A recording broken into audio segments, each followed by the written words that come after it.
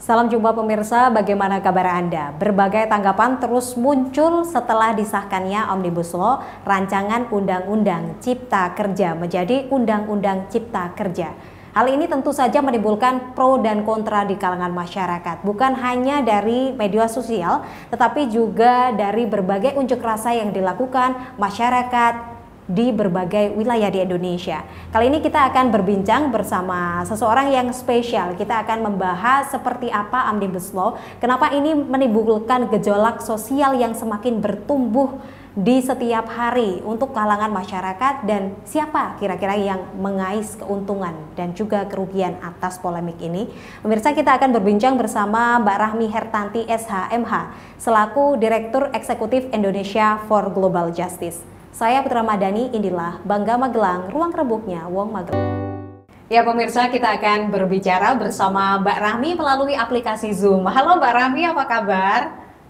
Halo Mbak, Alhamdulillah baik, sehat. Alhamdulillah. Mbak Rahmi, apa nih yang menyibukkan di hari-hari ini, sosok Mbak Rahmi ini?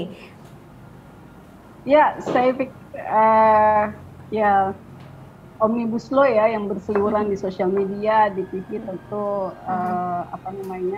banyak menyita waktu kita ya untuk membaca dan mencari dan menggali informasi yang benar. Itu yang saya pikir kesibukan hari ini.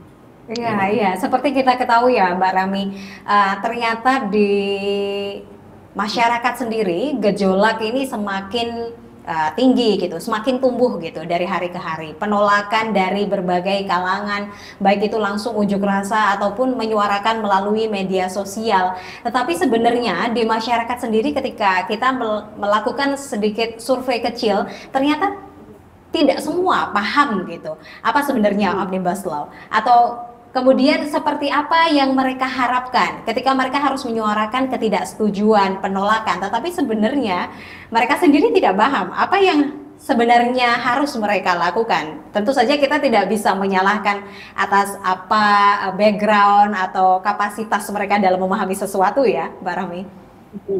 Ya, saya pikir saya sepakat ya dalam hal ini. Informasi kuncinya itu adalah informasi dan transparansi kepada publik. Itu yang hari ini seharusnya dilakukan oleh pemerintah dan dpr. Kenapa? Bagi kami ketika kita bicara soal suatu proses pembuatan undang-undang nasional kita, kalau memang klaimnya adalah kesejahteraan rakyat, saya pikir karena Dewan Perwakilan Rakyat adalah betul-betul menjalankan kedaulatan rakyat, tentu partisipasi publik dan transparansi kepada publik menjadi kunci dari proses-proses yang harus dilakukan secara demokratis bagi bangsa kita. Bagaimana hari ini kita melihat bahwa pemerintah dan DPR ternyata belum secara baik menjalankan prinsip tata kelola pemerintahan yang baik ya, dalam konteks transparansi, itu yang pada akhirnya membuat banyak sekali disinformasi yang kita dapatkan di publik gitu ya, sehingga publik sendiri juga bingung hari ini harus bagaimana menyikapi informasi yang beredar. Jadi jika hal ini tidak ditangani oleh pemerintah tidak mengambil sikap secara tegas, dan DPR RI gitu ya, segera melakukan transparansi, membuka teksnya kepada publik, tentu kepercayaan politik ataupun kepercayaan publik kepada pemerintahan dan DPR RI akan menurun. Saya pikir itu salah satu persoalan yang hari ini kenapa masyarakat secara luas berbondong-bondong menolak Omnibus Law. Iya, Mbak Rahmi, itu seperti tadi yang disampaikan Mbak Rahmi, begitu masifnya informasi yang sudah tersebar dan juga akhirnya ada disinformasi juga, dan mungkin kurangnya transparansi dari pemerintah dalam menyampaikan informasi ini juga semakin membuat gejolak sosial ini semakin tumbuh dari hari ke hari begitu, Mbak Rahmi. Bagaimana menurut Mbak Rahmi? Ya, ini juga menjadi polemik juga, artinya dengan berkembangnya informasi dan teknologi ya. Sebenarnya hari ini masyarakat sangat mengandalkan sosial media sebagai informasi kuat. Tentu tidak cukup hanya direspon yang menurut saya sekali lagi pemerintah merespon hal ini dengan bentuk tindakan-tindakan yang represif. Kenapa? Misalnya, ketika pemerintah bicara berita palsu atau hoax hari ini, saya pikir tidak bisa pemerintah kemudian menyikapi beredarnya informasi itu hanya dengan membuat satu stempel bahwa mereka menyebarkan hoax. Kunci dan sumbernya itu sebenarnya dari siapa? Saya yakin jika pemerintah transparan sejak awal, jika pemerintah mempublish teksnya sejak awal, cerita soal berita palsu dan hoax ini tidak akan terjadi. Semua bisa dijawab dengan merujuk ke kebenaran itu. Sekarang gini, informasi yang cukup resmi dipublish oleh pemerintah itu kan yang zero draft ya. Yang draft pertama kali yang dipublish oleh website Kementerian Perekonomian. Semua masyarakat semua merujuk ke sana, membaca ke sana. Saya yakin apa yang diteriakan oleh buruh, petani, teman-teman nelayan dan teman-teman aktivis lingkungan dan lain sebagainya, mereka merujuk pada draft resmi tadi. Betul. Ya, kalau kemudian pemerintah menjawab itu dengan informasi yang sekali lagi tidak bisa diakses oleh publik, tentunya menjadi pertanyaan. Kalau misalkan soal transparansi ini harus dijawab dan direspon dengan represivitas pemerintah terkait dengan berita palsu, saya pikir ini juga tidak menjadi tepat. Gitu. Tapi bagaimana respon-respon ini harus dijawab dengan tata cara transparansi yang baik. Kalau memang perlu mempublishnya di sebuah website resmi pemerintah dan DPR RI, kenapa tidak? Tidak ada yang menyalahi aturan. Omnibus Law ini kan satu bentuk baru bagi tata peraturan perundang-undangan kita di Indonesia. Kita tidak pernah punya sebelumnya. Jadi seharusnya yang dilakukan oleh pemerintah dan DPR RI sebelum disahkan adalah membuka dulu ke publik. Ada tidak keberatan terhadap hal itu sehingga kita bisa membandingkan antara zero draft dengan draft naskah yang akan disahkan. Betul. Jadi sekarang buruh bilang A, kemudian pemerintah bilang B, tapi mana yang harus kita rujuk? Dokumennya angkanya semuanya berubah dari 900 ke 1000 berapa menjadi 1000. Ini kan jadi dagelan gitu. Betul. Jadi kalau mau kita sikapi ini dengan cerdas, ya, dengan cara-cara kepemimpinan yang baik, buka. Kenapa tidak buka kan? Benar sekali. Jadi dagelan. Saya suka sekali kata-kata Mbak Rahmi hari ini. Nanti kita lanjutkan Mbak Rahmi, kenapa hal ini dan juga ada hal-hal menarik ya, di mana di tengah pandemi, lalu ini kemudian dimunculkan juga, lalu siapa sebenarnya pihak yang mengais keuntungan ataupun kerugian ketika ini kemudian disahkan. Pemirsa, kita akan kembali sesaat lagi, jangan beralih dari tempat duduk Anda. Manusia yang berbuat jahat.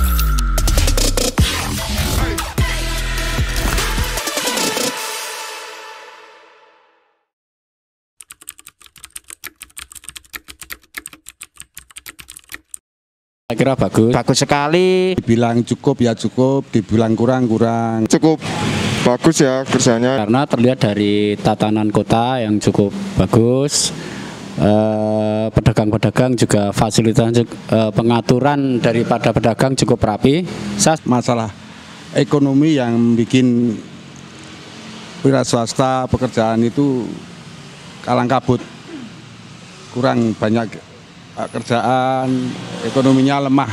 Kota terlihat indah, nyaman, mungkin ya termasuk salah satu kota terbersih di Jawa Tengah ya.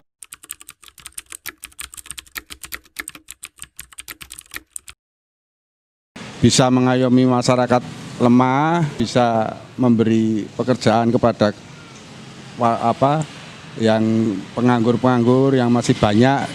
Harapannya itu bisa memajukan Kota Magelang lagi, terus nanti kalau yang belum dibenah-benahi, contohnya ya kayak infrastrukturnya masih gimana gitu, nanti bisa dibenahi. Harapan saya untuk calon wali kota Magelang pokoknya lebih baik dari yang kemarin. Kalau harapan saya untuk wali kota Magelang untuk ini, moga-moga bisa menjadikan kota Magelang lebih maju lagi dan istimewa lagi. Harapan saya untuk pemimpin yang akan datang, semoga lebih amanah lagi, lebih maju lagi, dan lebih untuk kedepannya kota Magelang semakin maju untuk menjadi kota jasa yang paling the best. Menambah fasilitas yang bisa memudahkan masyarakat untuk dari kesehatan, pendidikan, dan sebagainya. Iya, tukang becak di caranya Jawa ini saged dopeni ngoten.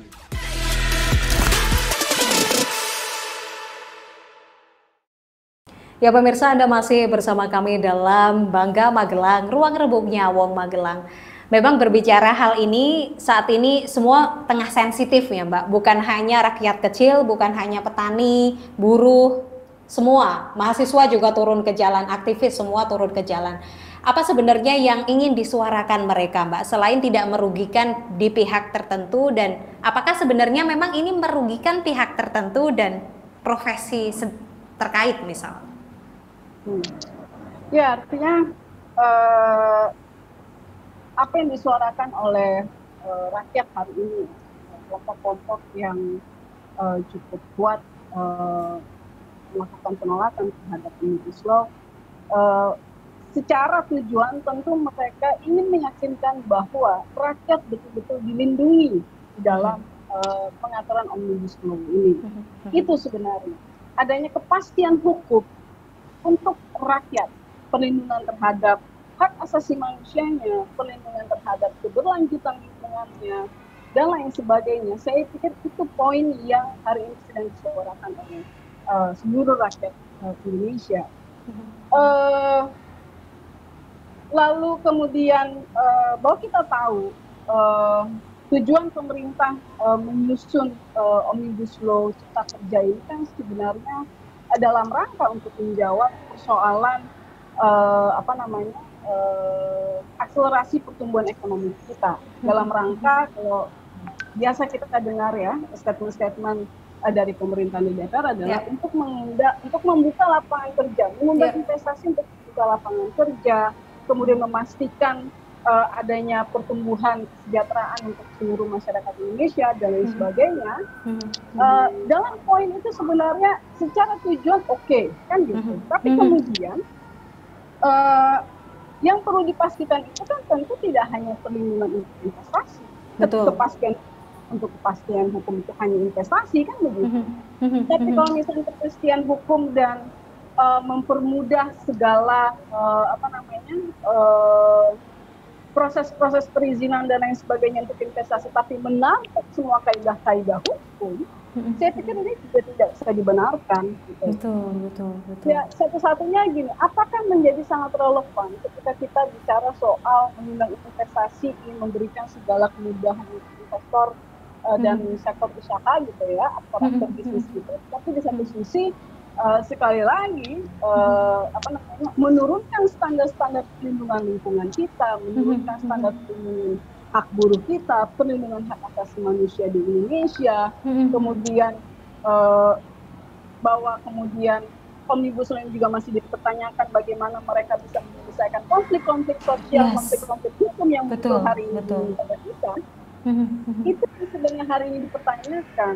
Kita sudah sering sekali melihat fakta-fakta yang ada di lapangan, fakta-fakta hukum yang terjadi hari ini, bahwa semuanya keberpihakan negara hari ini masih sangat rendah terhadap masyarakat. Artinya pengutamaan Omnibus Law ini harus seimbang diberikan. Betul.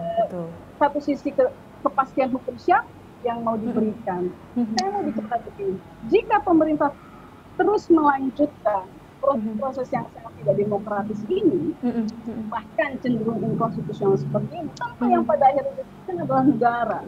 Kenapa? Konflik, gejolak sosial, gejolak politik yang akan muncul di negara kita akibat Omnibus Law ini, saya yakin bahwa pada akhirnya dunia akan melihat Indonesia sedang tidak baik-baik saja. Ya. Ini akan memunculkan risiko politik dan risiko ekonomi buat Indonesia sendiri. Jadi saya pikir tidak ada jalan lain untuk menyelesaikan polemik hari ini selain bagaimana pemerintah dan DPR hari ini menjalankan prinsip-prinsip demokrasi yang secara sejati harus kita jalankan. Dan jawaban terhadap jika tidak sepakat lalu silakan bawa ke MK, saya pikir itu bukan solusi. Itu bukan solusi. Bukan satu solusi yang bijak bagi negara, bagi pemerintah dan DPR hari ini. Kenapa? Artinya kalau misalkan artinya gini, seharusnya tuntutan masyarakat hari ini menjadi salah satu pukulan untuk pemerintah. Yes. Apa regulasi yang kita buat hari ini sudah betul? Sudah betul dan sesuai dengan benar-benar. Ya, jangan kemudian disuruh ke MK, lalu MK memeriksa dan lain sebagainya, ternyata banyak persoalan bagaimana? Artinya kan kami sendiri jadi mempertanyakan Anda sebagai wakil rakyat, sebagai pemerintah pada saat penyusunan undang-undangannya, referensinya kemana? Yes. Ke konstitusi kan? Atau jangan-jangan referensinya ke yang lainnya kan? Ya, sebenarnya apa sih Mbak yang menjadi latar belakang bagi para pengambil kebijakan itu mengambil ini adalah sebagai salah satu jawaban yang dibutuhkan oleh masyarakat saat ini? Ya, ya kalau secara latar belakang saya yakin lah ini semua soal bagaimana Indonesia bisa mengatasi persoalan bayang-bayang krisis ekonomi yang terjadi hari ini. Tapi jawaban terkait dengan persoalan keadilan, persoalan perlindungan terhadap hak masyarakat, itu dijawab tidak dengan Omnibus Law ini. Kan? Yes. Pertumbuhan ekonomi yang seperti apa yang ingin kita capai hari ini? Itu yang menjadi pertanyaan kami, kan? Itu yang menurut kami. Betul. Tapi sejauh ini menurut Mbak Rami sendiri seperti apa pemerintah sudah menjalankan tugasnya dan para pengambil kebijakan, baik itu Dewan dan juga semua, ketika melihat polemik ini terus tumbuh gitu. Dan ini seperti apa yang disampaikan Mbak Rami ini juga pukulan untuk mereka. Seperti apa mereka saat ini berpikir dan apa yang harusnya mereka lakukan? Menurut Mbak Rami seperti apa? Kalau saya melihat sepertinya pemerintah dan DPR masih akan terus memaksa ya. Bisa segera dijalankan. Buktinya apa? Buktinya dengan kita rakyat yang menolak hari ini disuruh ke MK, ya. Lalu kemudian mereka akan melanjutkan dengan membahas ratusan aturan pelaksana, ya, dari Omnibus Law. Artinya kan ini tentu paksa di jalan, gitu ya, oleh pemerintah dan pemerintah untuk memperbaiki beberapa persoalan terkait dengan tata kelola kewenangan dan lain sebagainya. Tapi apakah itu jawabannya hari ini? Iya. Ya, saya yakin pemaksaan yang seperti ini tentu akan membawa implikasi pada akhirnya ke depan kita sendiri. Karena gini, Omnibus Law ini kan berisi bukan hanya 1-2 pasal, ini ratusan pasal. Yes. Pertanyaan saya, apakah polemik itu cuma persoalan buruh? Kan tidak. Lalu persoalan aturan yang lainnya seperti apa? Misalkan IGJ mencatat yang terkait dengan beberapa isu yang menjadi concern kami misalnya. Apakah kemudian jawaban merevisi 4 undang-undang pertanian kita karena kita kalah dari WTO melawan Amerika dan New Zealand harus kemudian serta-merta menjadi proses yang dipercepat oleh DPR dan pemerintah di dalam Omnibus Law ini? Apakah kemudian memudahkan impor juga menjadi jawabannya buat negara kita? Lalu petani kita bagaimana? Nah, perdebatan ini kan tidak pernah muncul pada saat kita pernah mendengar soal itu dibicarakan secara komprehensif, termasuk misalkan soal undang-undang paten. Saya yakin tidak banyak masyarakat Indonesia memperhatikan satu pasal di dalam undang-undang paten kita yang akan dihapuskan di dalam Omnibus Law ini berdasarkan draft zero yang kita akses dari Kementerian Perekonomian. Betul. Bisa Anda bayangkan di tengah COVID-19 hari ini, krisis kesehatan, krisis kemanusiaan yang kita hadapi hari ini, Betul. Lalu kemudian pasal 20 Undang-Undang Paten akan dihapus, implikasinya apa? Implikasinya hanya akan memperkuat monopoli farmasi hari ini terhadap produk-produk kesehatan dan produk obat yang kita butuhkan. Benar sekali. Implementasi dari pasal 20 ini yang sebenarnya hari ini menjadi jawaban kita untuk mengatasi persoalan COVID-19 yang dihadapi oleh masyarakat. Betul. Karena dari beberapa perkembangan yang ada di internasional terlihat sekali sebenarnya bagaimana farmasi besar internasional hari ini memanfaatkan situasi COVID-19 hanya untuk mengeruk keuntungannya sendiri. Betul sekali. Artinya, kalau misalnya pasal 20 di dalam undang-undang Omnibus Law ini dihapuskan, saya tidak kebayang bagaimana sebenarnya kemudian kita sebagai bangsa kita selalu terus ketergantungan dengan produk-produk farmasi dari luar yang kita pada akhirnya harus membayar mahal untuk itu. Hilanglah jaminan akses obat murah ya. Yang Betul.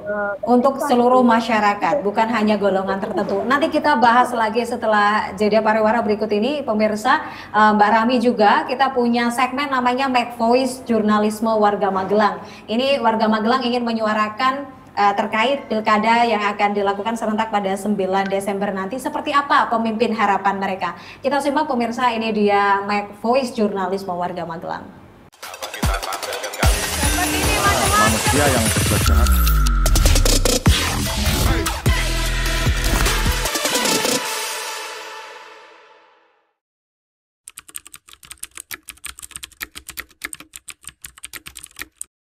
Sangat bagus. Saya anggap bagus ya. Ya baik. Ya udah bagus tapi masih harus ditingkatkan. Sekarang rapi sehingga kita hidup di Kota Magelang nyaman sekali. Kayak di kampung-kampung itu masih untuk orang-orang yang kurang mampu itu perlu diperhatikan, Pak.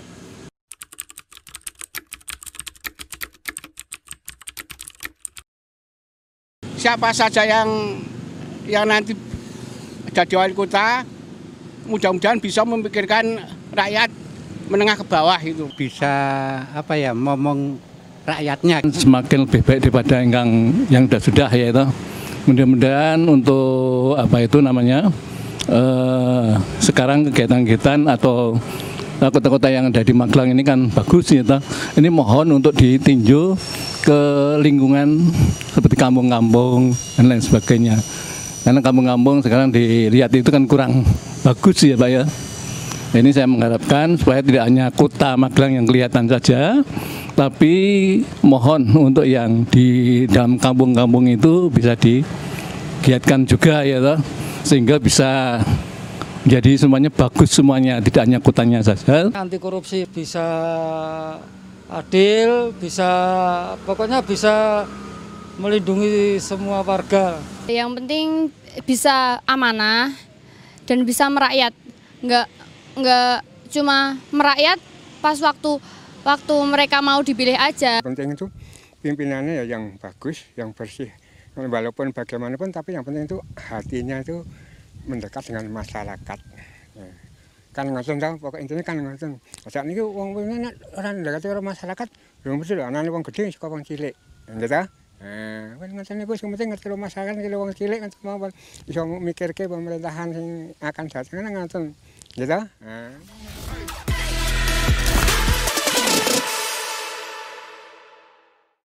Ya pemirsa, Anda baru saja menyaksikan Make Voice Jurnalisme Warga Magelang. Nah, kita juga tadi mendengar bersama-sama ya Mbak Rami, seperti apa harapan dari warga di Kota Magelang untuk kepemimpinan mendatang. Kita kembali lagi terkait kepemimpinan tak jauh-jauh dari pemerintah dan juga elit ya. Tadi menarik sekali terakhir dibicarakan Mbak Rahmi bahwa memang saat ini tuh kita sedang memiliki krisis yang sangat kompleks sekali, mulai dari krisis kesehatan, ekonomi, dan banyak lagi yang lainnya. Lalu ditambah lagi dengan Omnibus Law ini. Apakah ini merupakan salah satu keputusan yang bijak dan juga tepat, Mbak? Di mana ini disahkan di tengah pandemi dan juga Mbak Rami bisa menyaksikan sendiri di mana terjadi begitu banyak penolakan, semua orang terjun ke jalan. Ini juga kemudian meningkatkan kembali resiko banyak orang yang terpapar atau tertular. Mungkin sebentar lagi akan muncul pemberitaan klaster baru dari demo.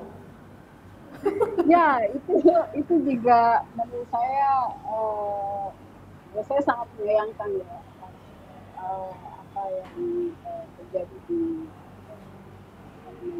terkait dengan Omnibus Law. Karena apa yang menjadi krisis kita hari ini tentu tidak bisa, itu harus hitam putih harus kita pilih. Satu sisi pemerintah ingin menyelamatkan ekonomi, tapi satu sisi kita juga punya persoalan lain terkait dengan kesehatan. Tapi kemudian dengan cara-cara yang ditempuh oleh pemerintah dan DPR hari ini, gitu ya, mempercepat pembahasan di tengah pandemi, seolah-olah ini menjadi upaya untuk mempercepat proses di tengah pandemi, gitu ya. Sedangkan banyak polemik, gitu ya.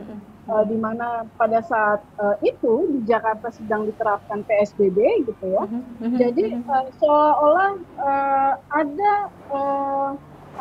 anggapan dari publik bahwa pengesahan Omnibus Law di tengah status PSBB di Jakarta menjadi sangat tidak adil, karena itu tadi proses ini menjadi sangat tidak sensitif dengan situasi yang ada hari ini. Kalau misalkan sekali lagi pemerintah dan DPR mengedepankan proses-proses yang demokratis, tentu bagaimana mekanisme keterbukaan tadi di tengah pandemi itu juga bisa dibuka, disediakan ruangnya secara layak. Problemnya kan tidak ada mekanisme yang dibuka secara layak pada publik untuk bisa mengakses, apalagi tadi di tengah status PSBB ketika masyarakat dihimbau untuk tidak melakukan aktivitas di luar rumah, gitu ya, pembatasan kegiatan kita, yang itu menurut saya harusnya dipertimbangkan oleh pemerintah dan DPR.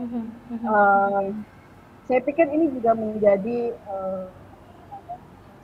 hal yang tidak adil lah buat masyarakat.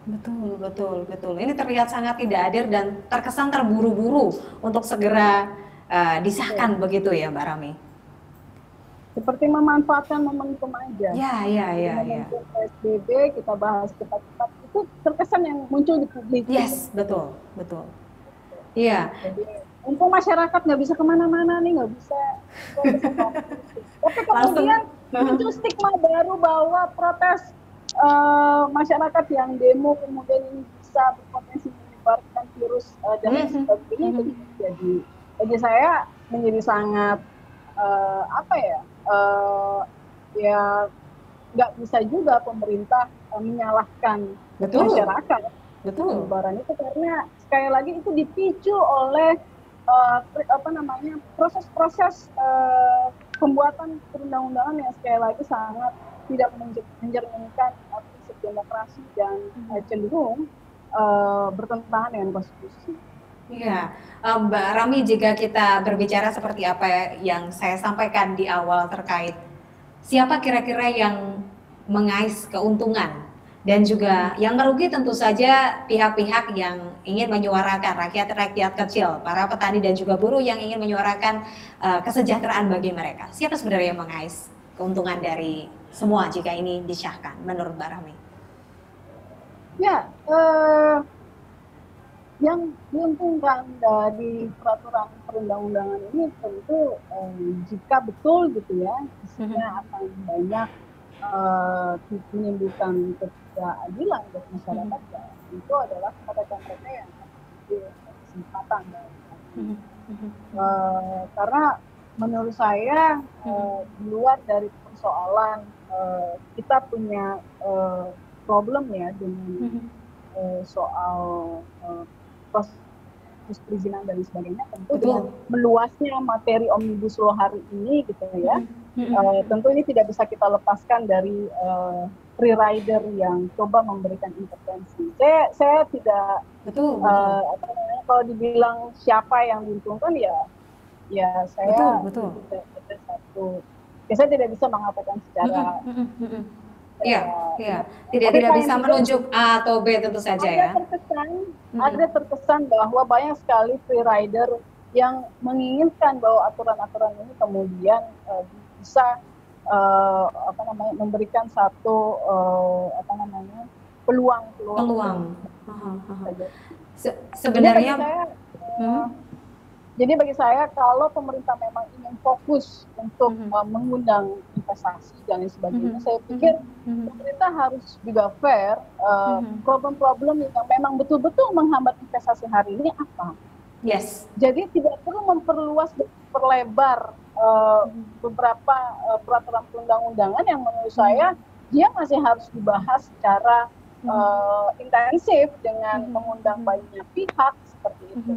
Nah, kalau misalnya persoalan kita adalah soal perizinan dan lain sebagainya, ya fokus saja di soal itu. Apakah harus dengan omnibus law jawabannya? Itu pertanyaan kami sebenarnya.